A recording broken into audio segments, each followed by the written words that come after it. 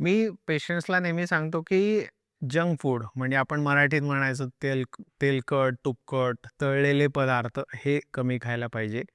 Typically ना आपल्या Indian जेवणामध्ये बटाटे वडा, भजी, तळलेले पदार्थ, बेकरीचे प्रॉडक्ट्स, पिझ्झा, पास्ता, बर्गर टाइपच्या गोष्टी ज्याच्यामध्ये ऑइल एक्सेस प्रमाणामध्ये वापरलं जातं.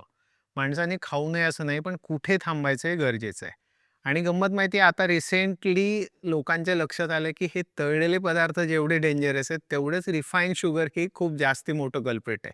म्हणजे तू त्याच्यामधला जास्त एक्सपर्ट आहे डायटमधला आणि ओबेसिटीमधला. पण ऑब्व्हियसली कुठेतरी ना आपण जे रेडीमेड फूड खातो, जंक फूड खातो, ज्याच्यामध्ये फायबर्स नसतात, ज्याच्यामध्ये पुरेसं प्रोटीन नसतं आणि कार्बोहायड्रेटनी भारंभार असतं, तर त्याच्यामध्ये सगळे प्रॉब्लेम येतात. त्याच्यामुळे मी नेहमी रिकमेंड करतो, की प्रोटीनचा इंटेक वाढायला पाहिजे तुमचा, कार्बोहायड्रेटचं प्रमाण कमी व्हायला पाहिजे.